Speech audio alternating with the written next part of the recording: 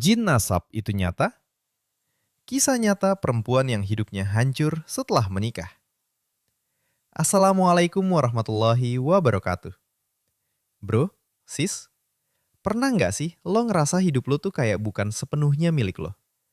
Ibadah jalan, tapi hidup makin hancur. Nikah bukannya tenang, malah makin kacau. Anak sakit-sakitan, harta habis, pikiran ruwet. Dan yang lebih serem, lo ngerasa ada sesuatu yang ikut hidup bareng lo. Di video ini, kita bakal bahas kisah nyata. Bukan cerita karangan. Bukan juga horor buat nakut-nakutin. Ini kisah Teh Selmi, datang jauh-jauh dari Garut. Dari kecil, dia udah bisa lihat hal-hal yang nggak semua orang bisa lihat. Lo bisa lihat video Teh Selmi menjelaskan kisah hidupnya, langsung saja ke channel YouTube Ustadz Muhammad Faizar. Bukan cuma katanya, dia bisa bedain mana manusia, mana jin. Katanya, kalau jin tuh beda bentuknya Ustadz. Ada yang tanduk, matanya merah, auranya sangar. Fenomena jin nasab. Nah, disinilah mulai berat ceritanya. Ada yang namanya jin nasab. Jin yang nempel karena jalur keturunan. Ini bukan istilah sembarangan. Bahkan di kitab ulama, bahasan ini langka banget. Dan kasus Teh Selmi ini termasuk yang jarang. Gangguan sejak kecil. Umur 9 tahun, masih SD. Malam-malam bangun, lihat sosok wanita bawa bayi. Perutnya bolong, berdarah. Gimana coba mental anak kecil ngelihat kayak gitu? Sejak itu gangguan terus datang. SMP makin sering. SMK makin parah. Bahkan pas ke pantai selatan, gangguan itu kayak ngikut. Titik hancur setelah menikah. Tapi yang bikin semuanya runtuh justru setelah menikah. Harusnya bahagia kan? Tapi yang terjadi malah sebaliknya. Harta habis, gangguan makin kuat. Mimpi-mimpi aneh. Disuruh wirid ratusan kali, pakai kemenyan, pakai benda-benda aneh. Sampai akhirnya muncul ucapan, kamu disihir, biar gak punya anak. Anak ikut kena. Qadarullah, Allah kasih anak. Tapi aneh, anaknya juga mulai ngalamin hal-hal di luar nalar. Sakit yang gak ketahuan medisnya apa. Dicek kemana-mana, normal. Disinilah mulai kelihatan. Ini bukan cuma soal jin, tapi jiwa yang capek, trauma, dan sugesti yang numpuk.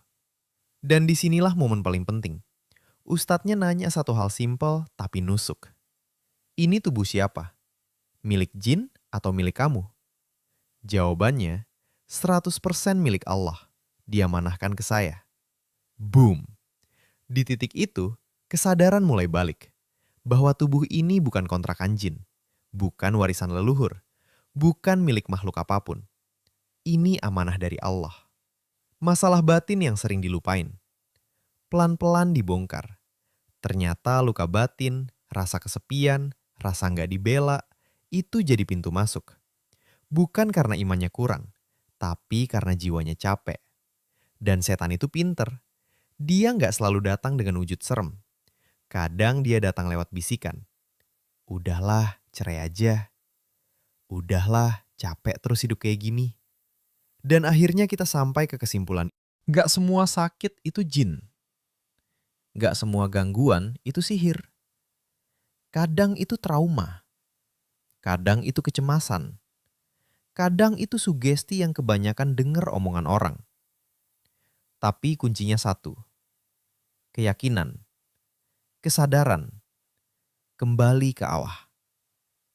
Kalau lo yakin tubuh dan jiwa ini milik Allah sepenuhnya, insya Allah rantai jin nasab itu putus.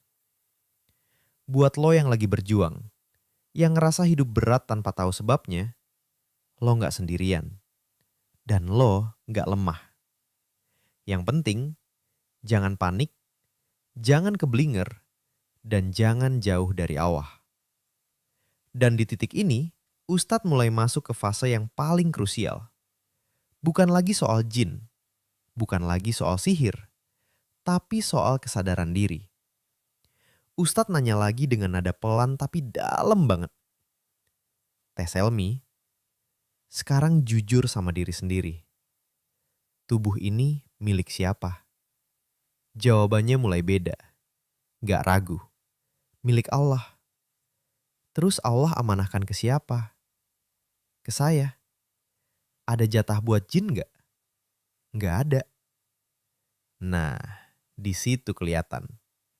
Kesadarannya mulai balik. Guys, ini penting banget ya. Selama ini banyak orang sibuk musir jin, tapi lupa ngembaliin hak kepemilikan tubuhnya sendiri. Padahal, selama kita masih ragu, selama kita masih takut, selama kita masih percaya omongan orang lebih dari firman Allah, di situ pintu gangguan kebuka. Terus Ustadz geser topiknya, bukan ke jin, tapi ke suami. Pegang tangan suaminya. Awalnya masih kaku, masih risih, masih ada ganjel. Tapi pelan-pelan, coba rasain, ini suami kamu, bukan jin. Ustadz bilang, ini namanya mindfulness. Ngerasain nikmat Allah yang sering kita anggap remeh. Suami, istri, pernikahan. Banyak orang pengen nikah tapi belum dapet. Banyak yang rela ke dukun cuma buat jodoh. Dan Teh Selmi udah Allah kasih. Terus diarahin buat ngomong langsung. Aku cinta suamiku. Separuh jiwaku ada di suamiku, bukan di jin. Nah, ini bukan sekedar kata-kata. Ini pemutusan ikatan batin. Ustadz jelasin. Kalau gangguan itu sering muncul dalam wujud perempuan, biasanya ada luka batin ke sosok ibu.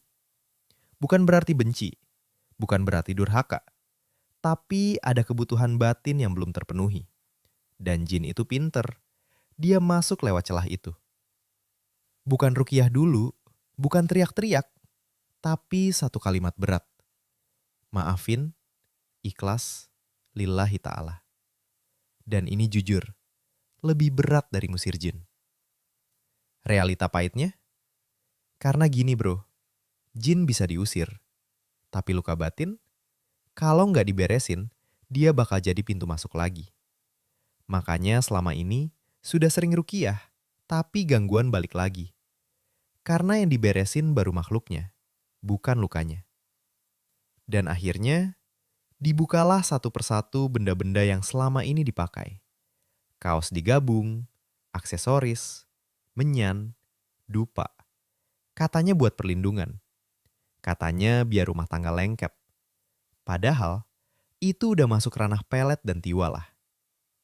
Teman-teman di rumah, tolong jangan pakai cara-cara kayak gini. Bukan karena niatnya jahat, tapi karena kita nggak tahu ritual apa yang nyertainya. Sihir itu sering pakai barang bekas korban. Baju, kaos, jilbab, bahkan pakaian dalam. Dan akhirnya semua dibongkar, dipotong, dibakar. Sebagian dibuang ke sungai. Kenapa nggak semua dibakar?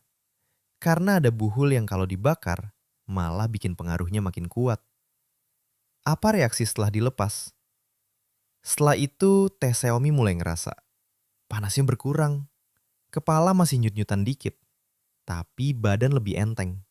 Dan ini penting, bekas sakit itu bukan jin lagi, tapi cemas berlebih. Kalau jin sudah diputus, tapi masih sakit, itu psikosomatis. Artinya tubuh bereaksi karena trauma dan kecemasan.